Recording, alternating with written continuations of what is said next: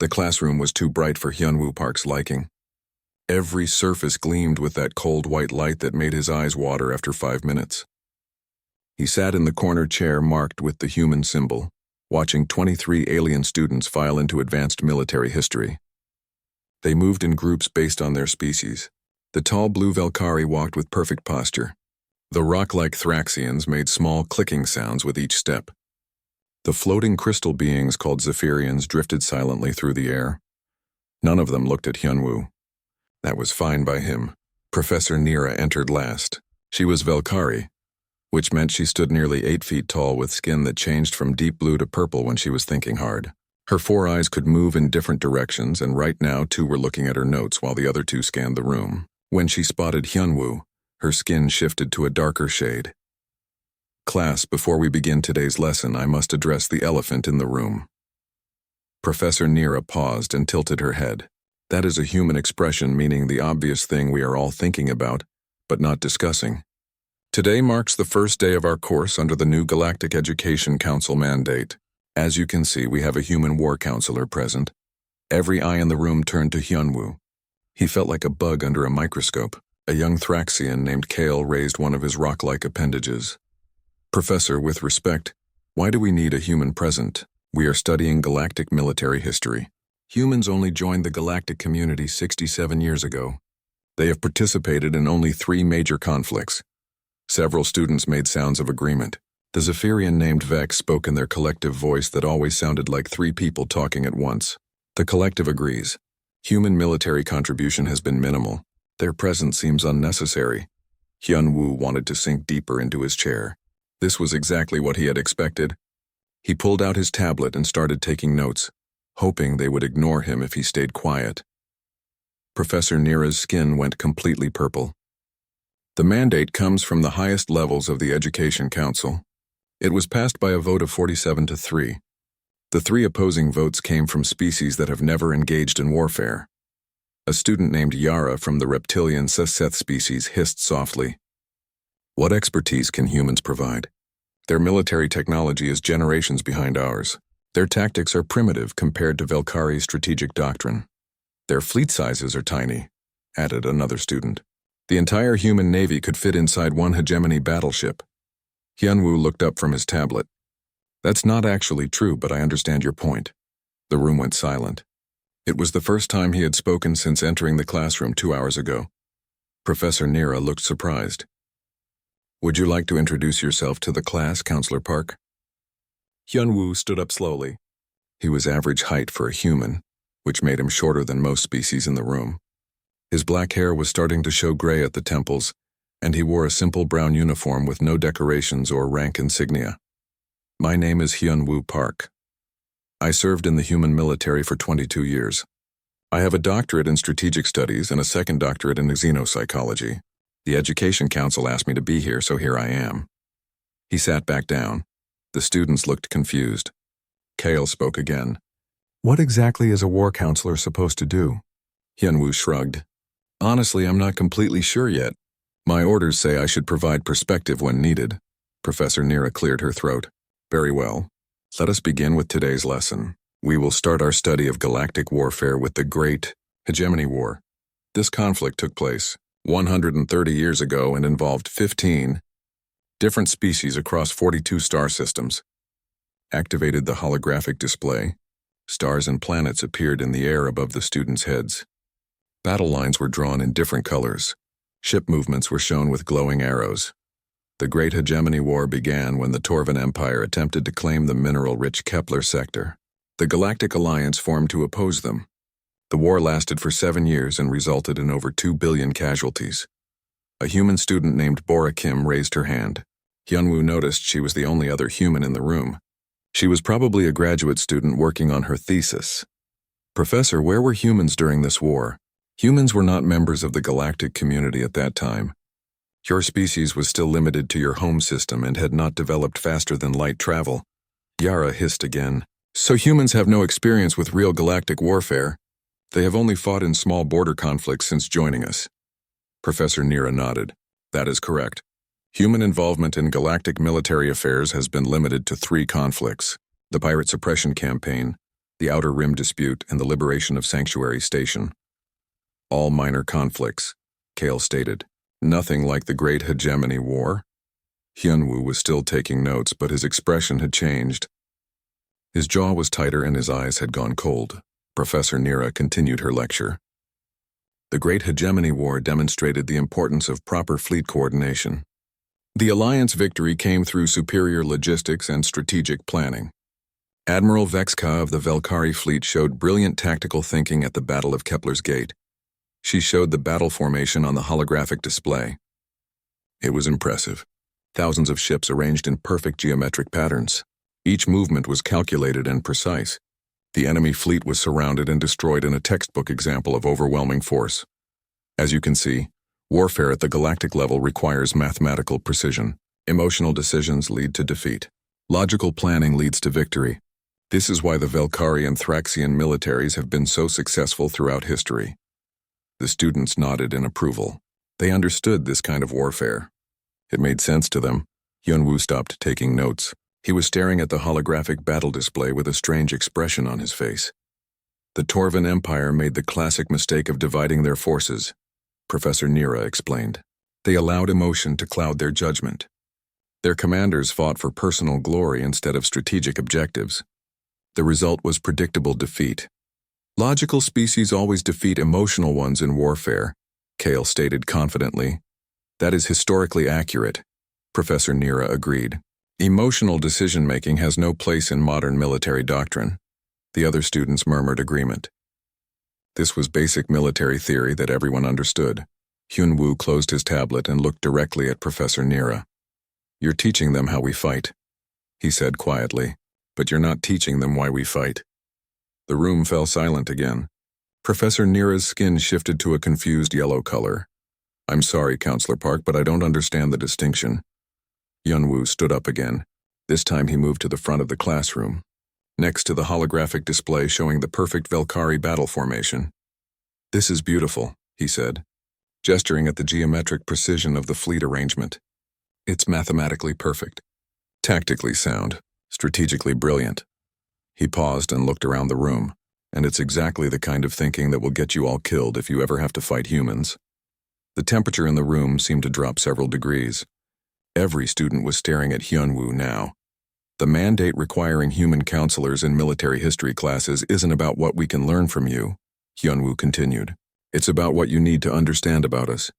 Professor Nira's skin was now shifting rapidly between colors.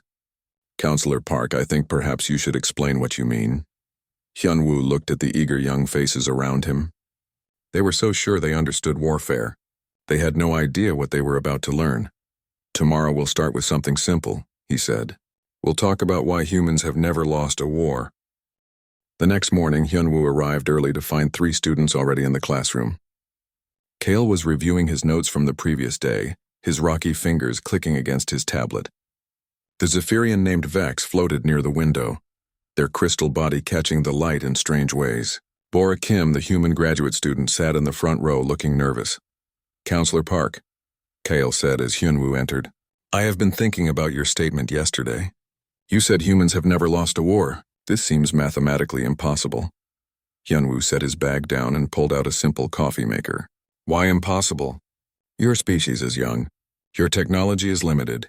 Your numbers are small compared to galactic powers. Logic dictates that you must have lost at least some conflicts.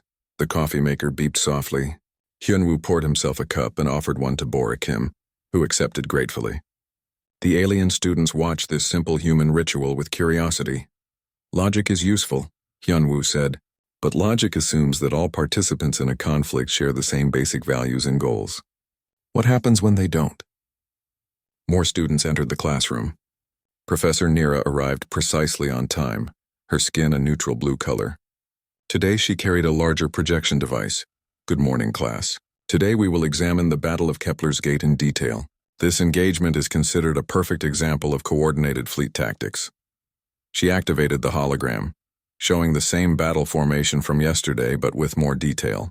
I have invited a guest lecturer to provide additional perspective. A new hologram appeared next to Professor Nira. It showed a human man in military uniform with short gray hair and several medals on his chest. This is Colonel Jiho Lee, recently retired from the Human Strategic Command. Colonel Lee will explain human tactical doctrine. The holographic figure saluted. Thank you, Professor Nira. I'm honored to address your class.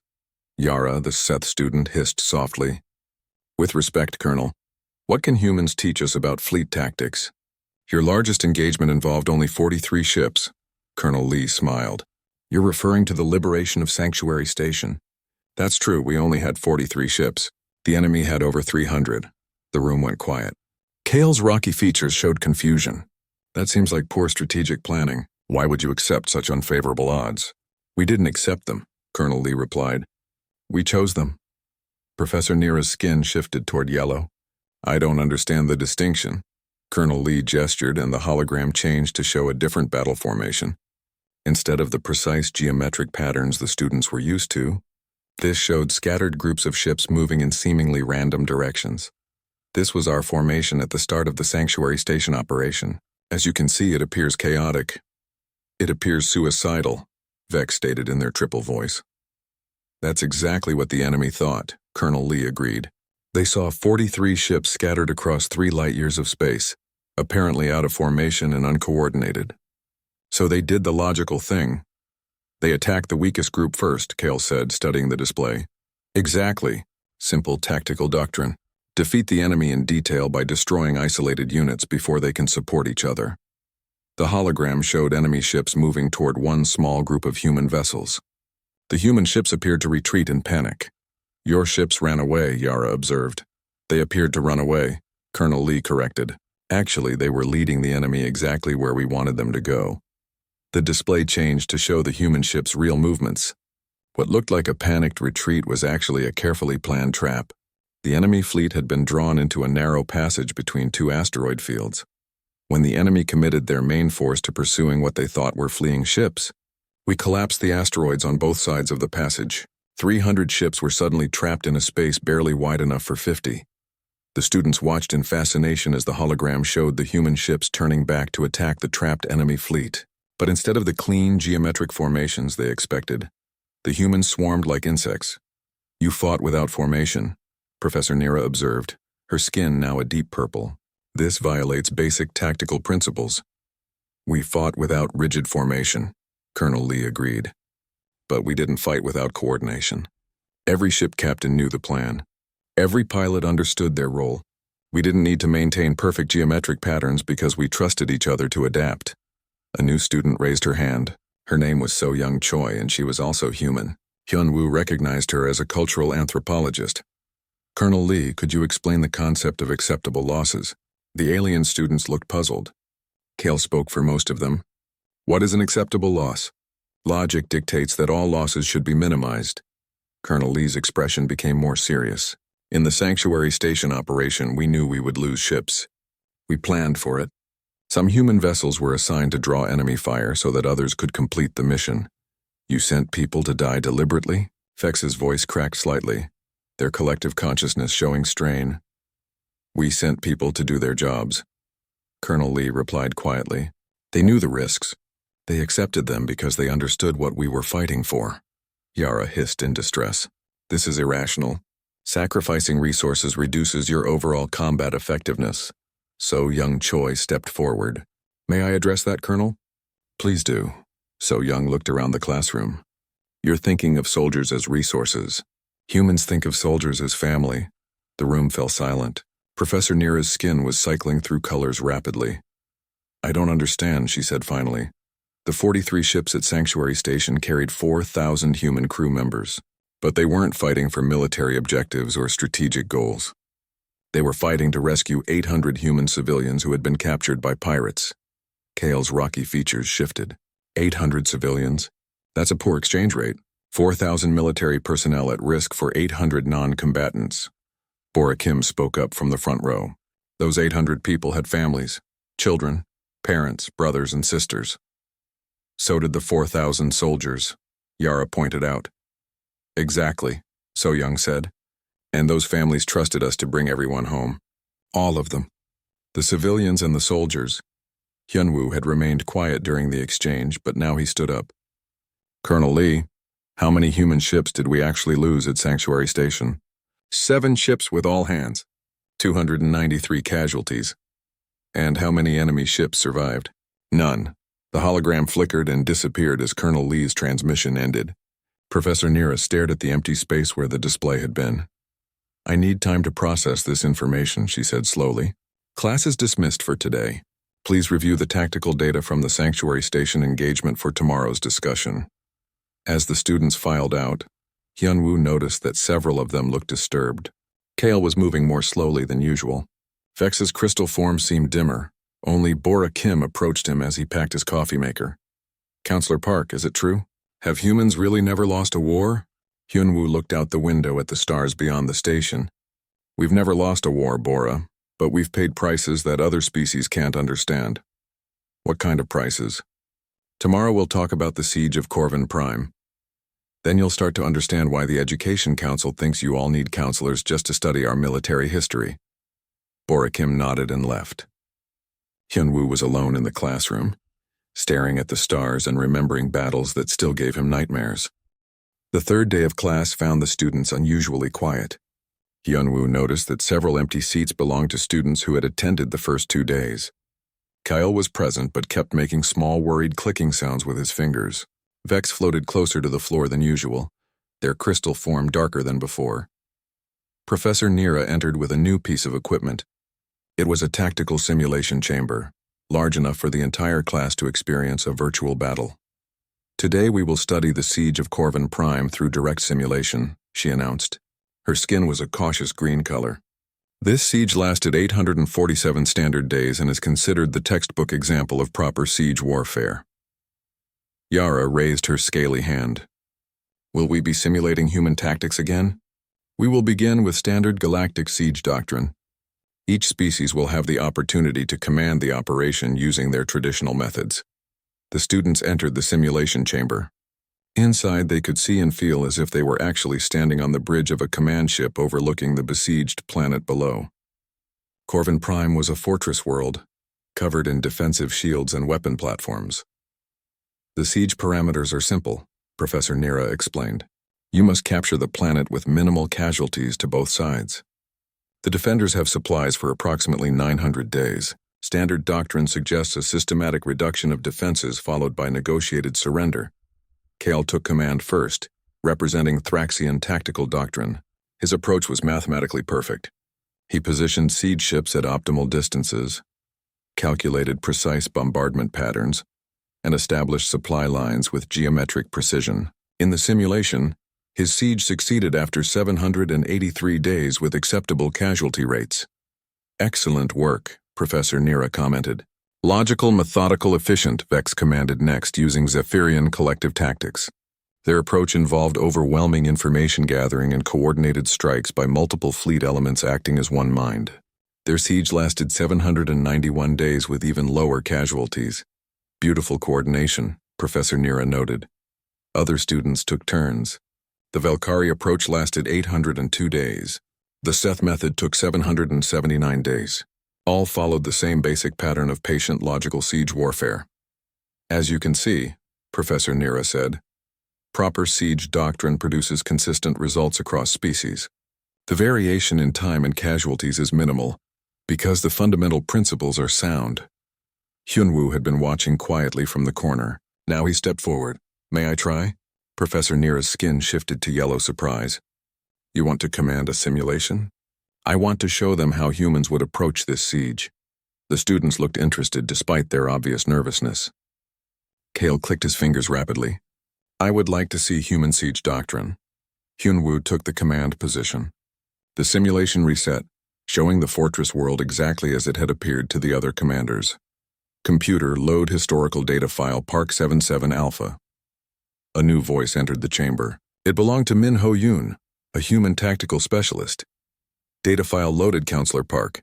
This contains actual human operational parameters from a similar siege. The simulation flickered and changed. Suddenly, the students could see additional information that hadn't been available before. They could see heat signatures from the planet's surface, communication intercepts, even psychological profiles of the enemy commanders.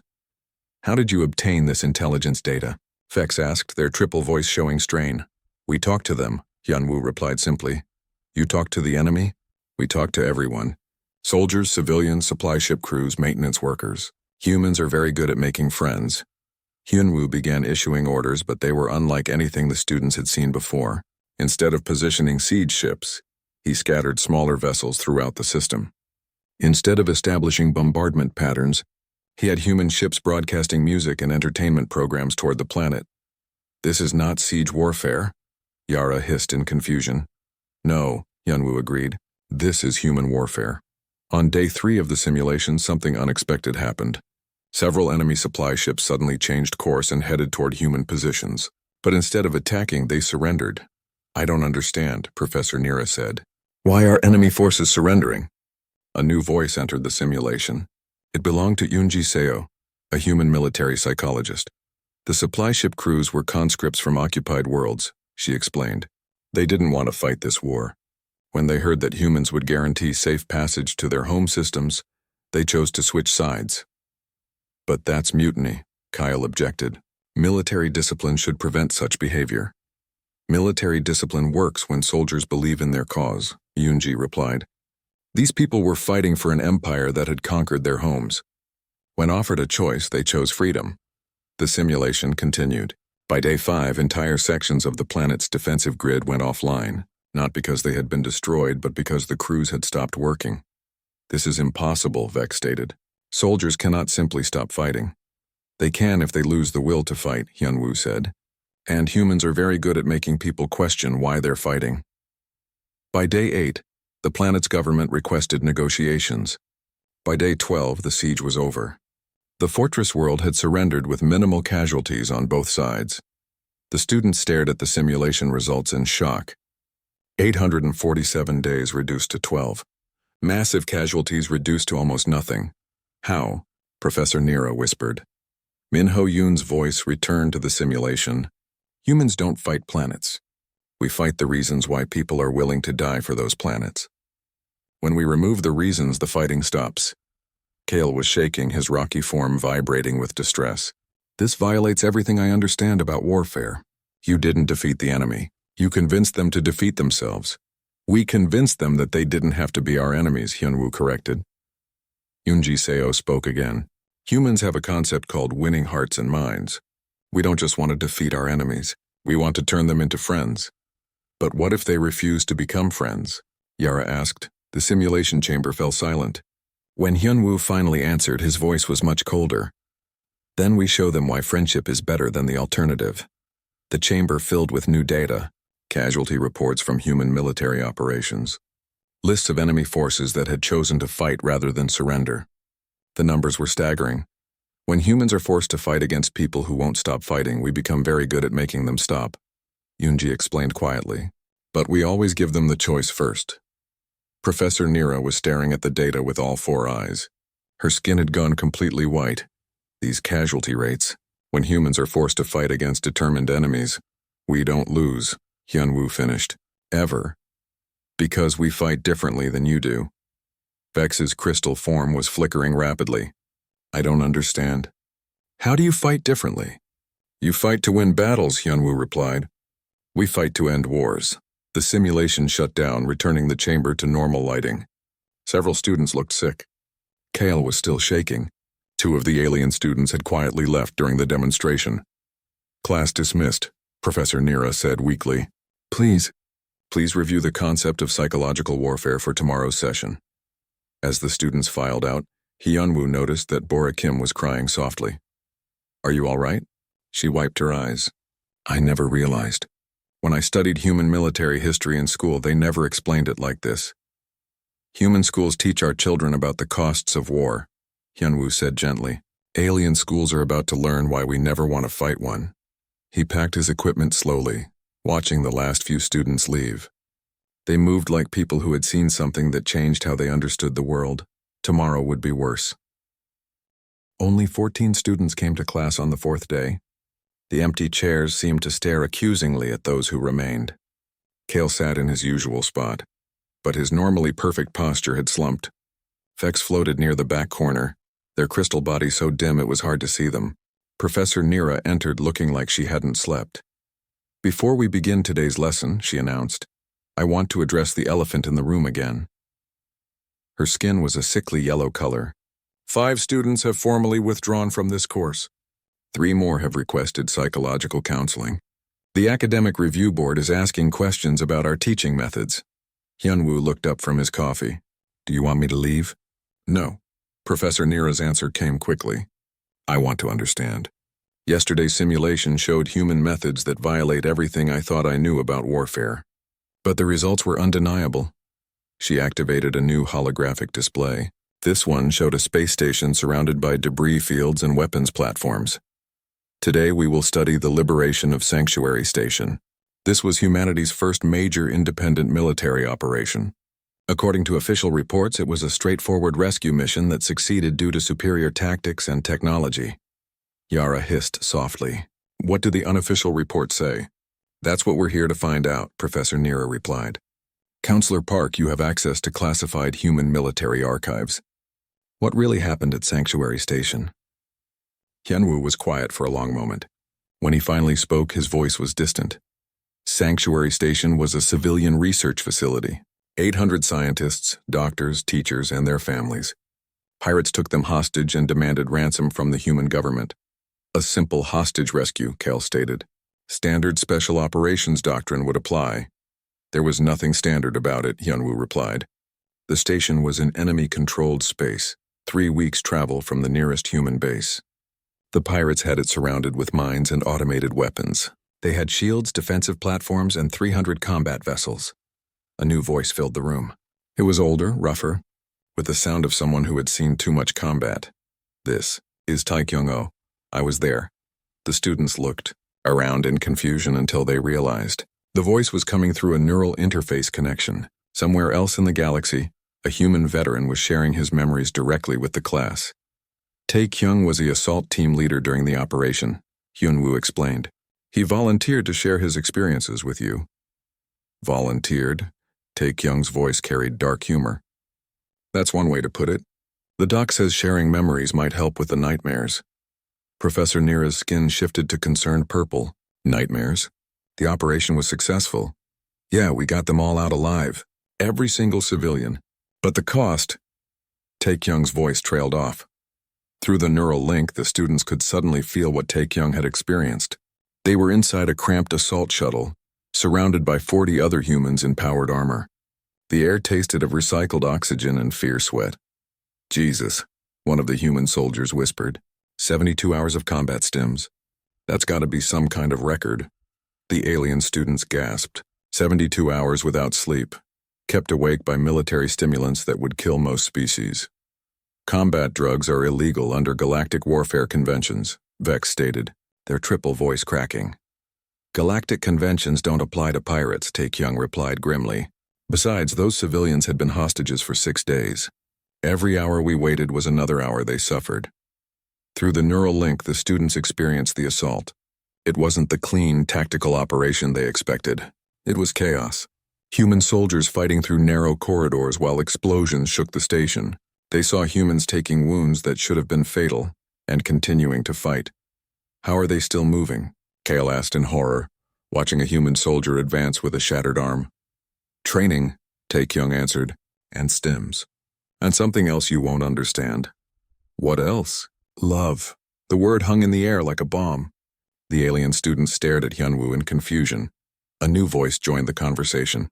This one was softer, belonging to Yoo-Jin Han, a combat medic. "I treated 67 wounded humans during that operation. 38 of them should have died from their injuries. They didn't die because they couldn't die. Not while civilians were still in danger. That's medically impossible," Professor Nira protested. "Human psychology doesn't follow medical textbooks," Yoo-Jin replied. "When humans fight for something they love, their bodies can endure impossible damage." Through the neural link, the students watched human soldiers sharing their emergency medical supplies with wounded comrades. They saw teams carrying injured members rather than leaving them behind. They witnessed humans using their own bodies as shields to protect others. "This is irrational," Yara hissed. "Wounded soldiers should be evacuated. They reduce unit effectiveness." "Wounded soldiers are still our friends," Taekyung said simply. We don't leave friends behind. The neural link showed the final phase of the rescue. Human soldiers had reached the hostages, but the pirates had triggered the station's self-destruct sequence. There were only minutes to evacuate 800 civilians. Impossible, Kyle stated. Evacuation protocols require at least an hour for proper safety procedures. We didn't have an hour, Taekyung replied. So we improvised. The students watched in amazement as human soldiers literally threw civilians through airlock doors onto evacuation ships. There were no safety checks, no proper procedures, just desperate humans moving other humans as fast as physically possible. 17 humans died getting those civilians out. Yujin added quietly. They stayed behind to ensure everyone else escaped safely. They volunteered to die? Vex asked, their collective consciousness fragmenting with incomprehension. They volunteered to live, Hyunwoo corrected, to live in a universe where those 800 people were safe. The neural link connection ended, leaving the students in shocked silence. Through shared memory, they had experienced human warfare from the inside. They had felt the stims burning through human veins, the desperate love that drove humans to impossible acts, the willingness to sacrifice everything for strangers. Another voice filled the room. This one was calm and thoughtful, belonging to Chanho Ryu, a military chaplain. The students looked disturbed, he observed. They're trying to understand why humans would fight so hard for people they've never met. Because those people matter, Bora Kim said from the front row. She was crying again. Every single one of them matters. But why? Kale asked desperately. Logically, the lives of 4,000 military personnel outweigh 800 civilians. The mathematics are clear. Chanho's voice was gentle when he replied. Human mathematics don't work the same way as yours. We don't measure lives by their strategic value. Then how do you measure them? We don't, Hyunwoo answered.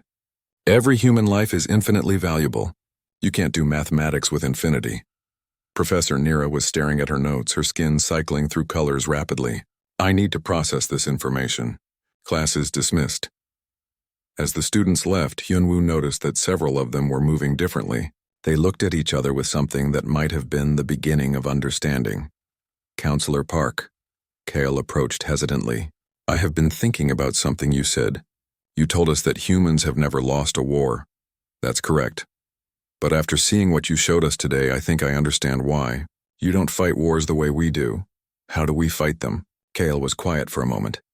His rocky features working through concepts his logical mind struggled to process. You fight them like they matter. Hyunwoo nodded slowly. Tomorrow we talk about what happens when fighting like it matters isn't enough. When love and sacrifice and infinite mathematics meet an enemy that understands none of those things. What happens then? Then you learn why other species fear us. Only 9 students remained on the 5th day. The classroom felt empty and cold. Hyunwoo noticed that even Professor Nira looked smaller somehow, as if the weight of what they had been learning was pressing down on her 8-foot frame. Her skin had been gray since she entered the room. Today we study Operation Desperate Dawn, she announced quietly. This is considered humanity's most controversial military victory. The official records credit superior technology and strategic planning. Kale raised one shaky appendage. What do the real records say? Professor Nira looked at Hyunwoo. That's what we're here to learn. Hyunwoo stood slowly. He looked older than he had just 4 days ago. Before we begin, I need to warn you. What you're about to learn today will change how you see my species forever. Some of you may not be able to handle it. We've made it this far, Vex said. Though their crystal form was barely visible now, their collective consciousness clearly straining. This is different, Hyunwoo replied. The operations we've studied so far showed you how humans fight when we're trying to save people. Today you'll see what happens when we fight something that cannot be reasoned with, cannot be bargained with, and will not stop. He activated a holographic display showing a star system with 12 planets. One of them was completely black. This is the Kepler 442 system. 3 million human colonists live there. Past tense. The student stared at the black planet. Yara hissed softly. What happened to them? They were eaten, Hyunwoo said simply. The temperature in the room seemed to drop. A new voice filled the space belonging to Donghyun Lim, a Special Forces veteran. The Devourers were unlike anything we had encountered before. They weren't a species in any sense we understood. They were a hunger that had learned to think. Through the holographic display, the students could see the enemy. The creatures looked like massive insects crossed with machines, each one the size of a building. They moved across planets like a plague, consuming everything organic. They had no technology in the traditional sense, Donghyun continued. No ships, no weapons, no communication systems we could understand. They simply ate entire worlds and used the biomass to make more of themselves. How did they reach human space? Professor Nira asked, her skin now completely white. They rode comets, Hyunwoo answered. Hollow them out. Hibernate inside for centuries, wait for gravity to carry them to inhabited systems. By the time we detected them, they had already landed on Kepler 442b. A new voice joined the conversation. It belonged to Hee-Jin Park, a psychological warfare expert. The colonists sent a distress signal. 3 million people asking for help. But by the time our ships arrived, there were no people left to save. The holographic display showed the human fleet arriving at Kepler 442-47. Ships against an enemy that had consumed an entire planet. Standard doctrine suggested retreat, Donghyun said. Quarantine the system, request reinforcements, plan a proper campaign with overwhelming force. But you didn't retreat, Kale stated. It wasn't a question. No, Hyunwoo replied. We didn't retreat. The display changed to show what happened next. The human fleet moved toward the planet, but their formation was unlike anything the students had seen in previous lessons.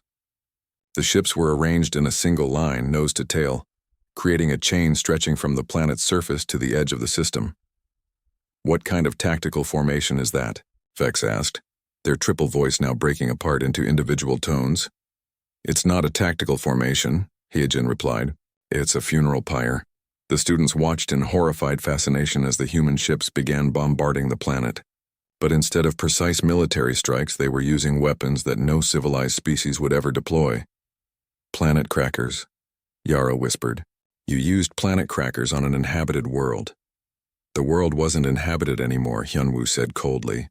There was nothing left to save, except the memory of 3 million people who deserved better than being forgotten. The holographic display showed the planet beginning to break apart under the massive bombardment. But the Devourers weren't dying quietly. They launched themselves into space, using their own bodies as living missiles against the human ships. They had no fear, Donghyun explained. No concept of self-preservation. They just kept coming, even as we destroyed their planet. Through the display, the students could see human ships being overrun by the creatures. They watched as entire crews fought hand-to-hand combat in ship corridors against monsters twice their size. A new voice entered the conversation. It belonged to Woojin Kim, a military counselor. I need to interrupt this lesson, he said urgently. 3 of your students are showing signs of severe psychological distress. Hyunwoo looked around the classroom. Vex was fragmenting visibly, their crystal forms splitting into individual pieces that floated separately. Kale was making continuous clicking sounds, his logical mind apparently stuck in a loop. 2 other students had quietly started crying. Perhaps we should stop here, Professor Nira suggested. No, Kale said suddenly. I need to understand. How did the operation end? Hyunwoo hesitated, then continued. The planet broke apart completely. Every devourer was killed. The system was sterilized. And the human fleet. 47 ships entered the system. 3 ships left. The silence in the room was absolute. Even the station's air recycling system seemed to have stopped. You sacrificed 44 ships to destroy an enemy that was already trapped on one planet? Professor Nira asked. We sacrificed 44 ships to make sure this never happened again, Hyunwoo corrected. The Devourers had to learn that attacking humans carried a price they couldn't afford to pay. Hyejin's voice returned. Word of Operation Desperate Dawn spread throughout the galaxy faster than light travel. Every species heard the same message. Humans will destroy themselves before they let evil win. Sumi Lee, a cultural attaché, added her voice to the conversation. After Desperate Dawn, 17 different hostile species requested peace negotiations with humanity. They all said the same thing. They didn't want to fight people who were that crazy. We're not crazy, Hyunwoo said quietly. We just understand something that other species don't. What? Vex asked, their individual crystal fragments spinning in distress. That some things are worth dying for, and some enemies are too dangerous to leave alive no matter what the cost. Woojin Kim's voice filled the room again. I'm calling an emergency session. Several students need immediate counseling. As medical personnel entered the classroom, Hyunwoo gathered his things. He looked at the remaining students with something that might have been pity. "This is why humans need war counselors in your history classes," he said. "Not because we need help understanding your wars, but because you need help understanding what we become when peace isn't possible." Kale was being helped out of the room by a medical technician, but he managed to ask one final question. "Counselor Park, was Operation Desperate Dawn really a victory?" Hyunwoo paused at the door. "We killed every single devourer in the galaxy. Their species is extinct. 3 million human colonists were avenged. Yes, it was a victory. Then why do you look so sad when you talk about it? Because victory and celebration aren't the same thing. Kale, tomorrow you'll understand the difference." The classroom emptied except for Professor Nira, who sat alone staring at the empty holographic display. "How many more lessons like this?" she asked the empty air. "Just one." Hyunwoo's voice came from the hallway. "Tomorrow we talk about why humans are the galaxy's peacekeepers." On the sixth and final day, only 5 students came to class. Kale had been released from medical care but moved like someone recovering from a serious illness. Vex had managed to pull their crystal fragments back together, but they flickered weakly. Professor Nira looked like she had aged 10 years in 6 days. Hyunwoo entered the classroom carrying a simple wooden box instead of his usual equipment. "Today is our final examination," he announced. "But not the kind you're expecting." He set the wooden box on the professor's desk and opened it. Inside were 47 small metal objects that looked like military medals. These belonged to the crews who died at Operation Desperate Dawn. Their families asked me to carry them when I spoke about the battle. The students stared at the medals in silence. Each one represented a human life lost in the operation they had studied the day before. "Your final exam is this," Hyunwoo continued. "Explain why humans were never conquered. Not defeated in battle, not occupied, not enslaved. In 67 years of galactic contact, no alien species has successfully invaded Earth. Why?" Yara raised her scaly hand hesitantly. "Superior technology. Human technology is decades behind most galactic civilizations," Hyunwoo replied. "Superior numbers?" suggested another student. "Humans are one of the smallest populations in the galaxy." Kyle spoke up, his voice still shaky from the previous day. "Superior tactics? You've seen our tactics. Half the galaxy considers them insane." A new voice filled the room. It belonged to Jae-hun Kang, a strategic analyst. "The answer isn't about superiority," he said. "It's about cost." Professor Nira looked confused. "Cost? Every species in the galaxy understands the mathematics of warfare," Jae-hun explained. "You calculate potential gains against probable losses. You make rational decisions about when fighting is worthwhile." "That's basic strategic thinking," Vex said, their fragmented voice slowly coming back together. "Yes, it is. But humans don't calculate the cost of fighting. We calculate the cost of losing." A holographic display activated, showing Earth surrounded by defensive installations and patrol fleets. "This is the Sol defense grid," Jae-hun continued. "It looks impressive, but it's not what protects Earth." "Then what does?" Professor Nira asked. Hyunwoo answered. "The knowledge of what we'll do to anyone who tries to take our home away from us." A new voice joined the conversation. It belonged to Mi Young-shin, a peace negotiator. "I've been present at 17 first contact situations between humans and potentially hostile species. The conversation always follows the same pattern."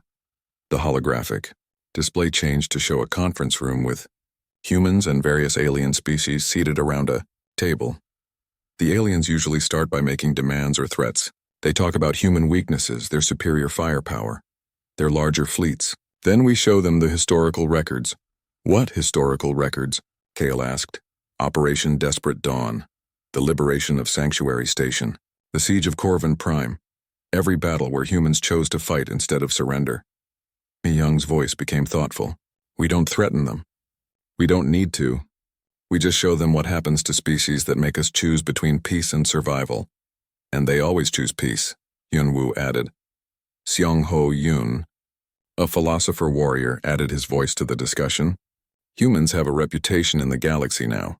We're known as the species that doesn't know how to quit." "But that's not accurate," Professor Nira protested. "Humans are reasonable people. You negotiate. You trade. You form alliances." "Because we choose to," Seong-ho replied. But everyone knows that if you push us far enough, if you threaten the things we love, we'll fight until either you're dead or we are. And sometimes both, Hyunwoo added quietly. The students sat in silence, processing what they had learned. Bora Kim, who had been quiet throughout the course, finally spoke up.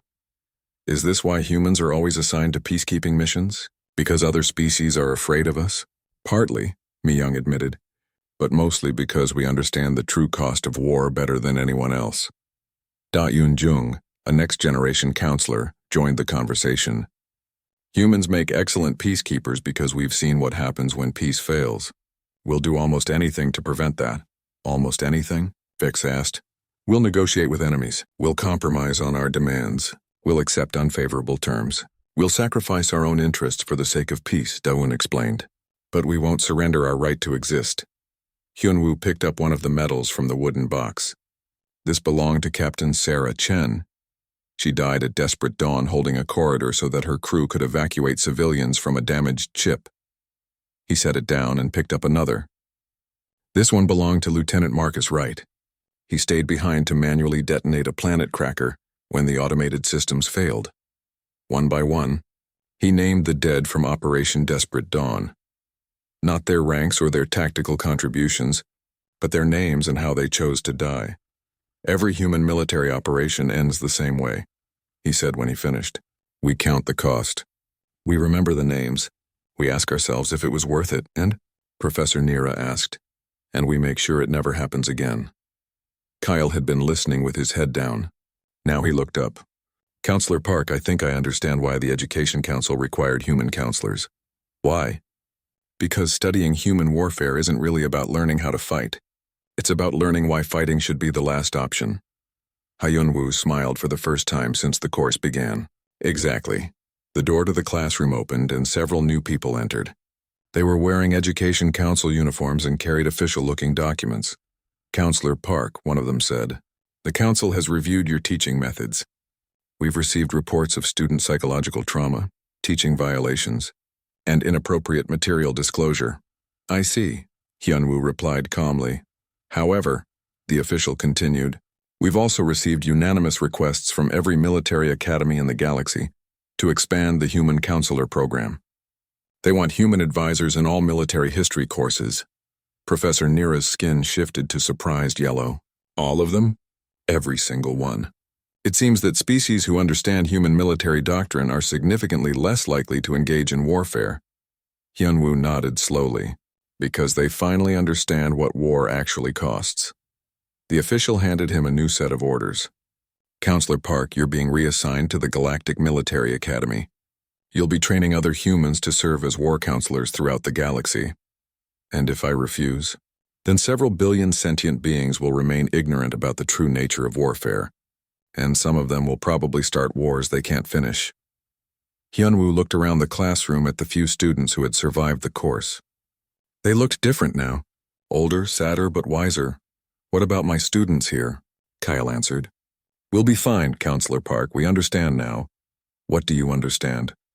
That the strongest warriors make the best peacemakers, because they know what war really means. Vex's crystal form was glowing brighter now, individual fragments speaking in harmony. We also understand why humans carry those medals.